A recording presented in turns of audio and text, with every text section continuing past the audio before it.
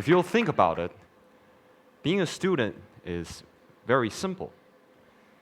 You wake up, you eat breakfast, you go to school, you come back, you do homework, you sleep.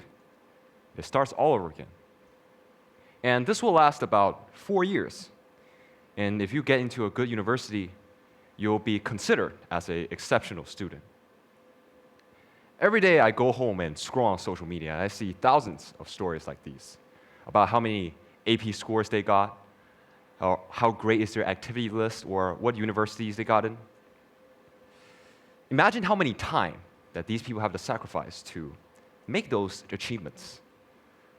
But I feel like these stories are a bit too homogenized, that they're sort of like streamlined product. Not saying that they're not great. I just think that they should be told in a new perspective.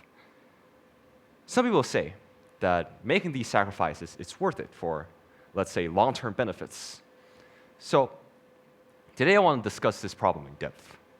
I want to share you my story, a story about persistence and compromise. My sociology teacher refers to me as a skeptic, a person who questions society. I extremely enjoy politics, specifically Marxism. Not just because it's cool, it's because it's a study on conflict.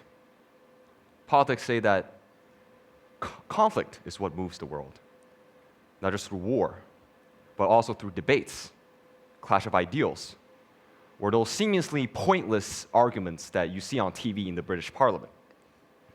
And my life would go on for about 2 years. I didn't disturb anyone, and no one disturbed me.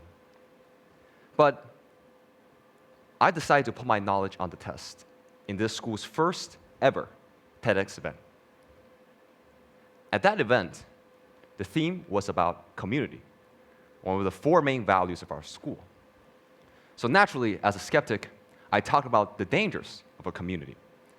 I talked about negative examples. I talked about Nazis, concentration camps, cults, or these schools that claim they can get your children off of the internet.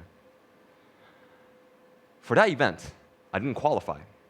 And it was very confusing because I thought my idea was valid. So I discussed this with my dad. And what my dad told me was that at that time, my message is not what the school wanted.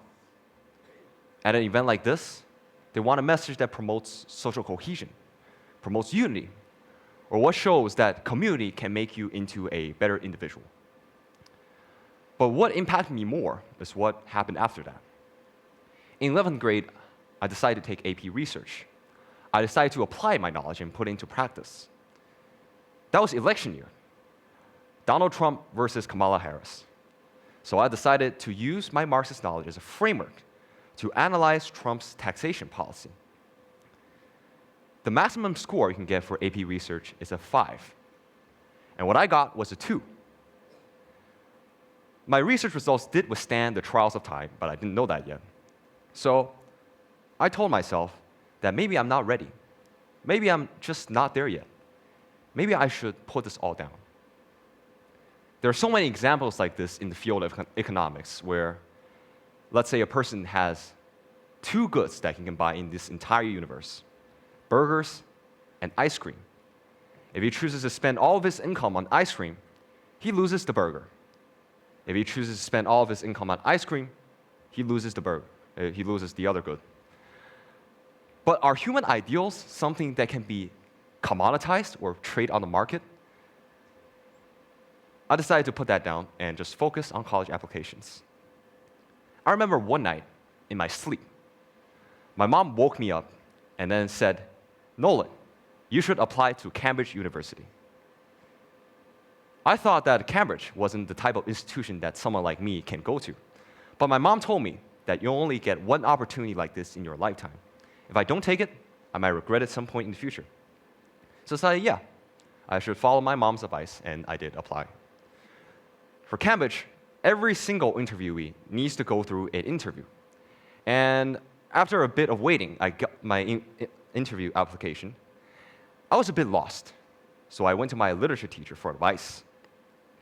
And then he told me that if you're not invited to a party, don't force yourself to join. His words kind of made sense to me.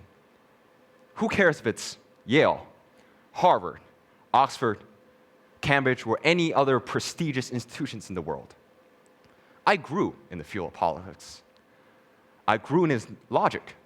I deepened my understanding with the world with that subject. And in Marxism, we talk of something of alienation.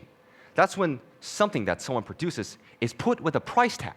And when that happens, that thing that you produced no longer belongs to yourself.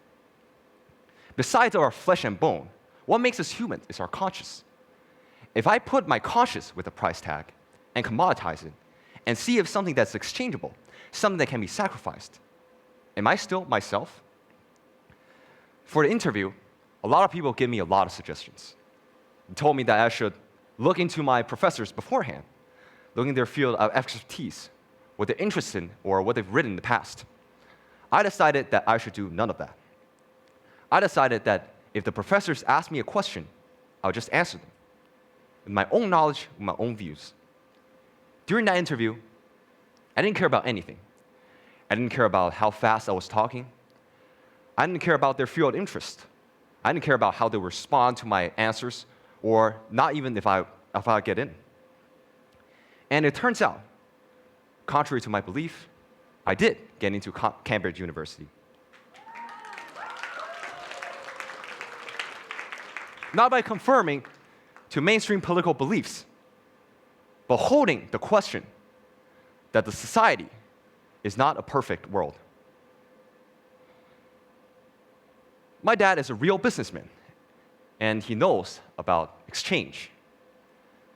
But what makes us human is not just numerical value, it's ideals. In our theory of parallel universes, there are infinite amounts of choices, infinite combinations of different branches of how the universe could have occurred. And I believed that all choices made by humans in those different universes have one thing in common, is that you make these choices to live like a human, to live with dignity. I know that my story is extremely unique, and I think it can never be replicated. And those who do get very high AP scores, those who do have very perfect activity lists, and those who do get into very good colleges are the people that can control the world in the future. I see myself as someone that enjoys the world. And I'm old when I'm on my deathbed. I look at my youth. I want to say that I didn't spend my entire life on endless routines of work. And regardless of achievement, I've lived myself as true as I can be. And I've given my entire life to the most noble cause there is. Thank you.